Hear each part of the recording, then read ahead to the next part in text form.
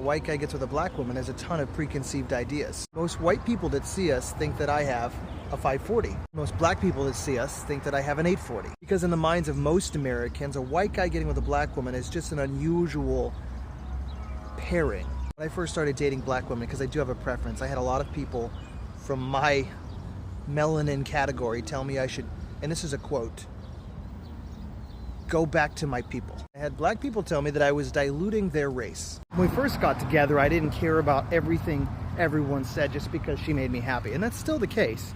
But there are some other things that are really important that people, young people specifically, tend to forget about. For example, sticking together is important, and actually white men and black women, once they're married, are the least likely couple to break up, even amongst homogenous couples. And I don't really understand the entire sociological reason behind that, but we really jive. Like, she makes me happy, I make her happy, but also we do very well for ourselves financially. We have multiple homes, we both have good jobs, you know, and you can't forget about finances when it comes to relationships and marriage, because you can't buy, you know, money doesn't buy happiness, but at the same time, it makes you a lot less sad. Figuring out the culture, a white man figuring out a black woman's culture and a black woman figuring out a white man's culture, that can take some time, and there can be some really awkward conversations. Like, I was raised in kind of a culty environment where I was cut off from a lot of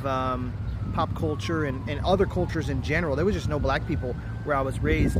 But when I got with my wife, I remember the first or second time I met her dad, I was just talking about how much I like watermelon, and I didn't know there was racial stigma to watermelons and black people. I just didn't know I like watermelons.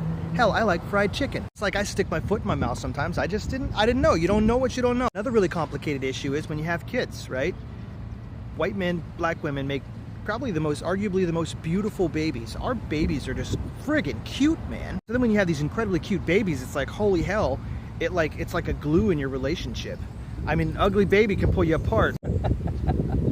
You know, black people say dumb things too. I remember my wife making a comment about how white people smell like wet puppies. It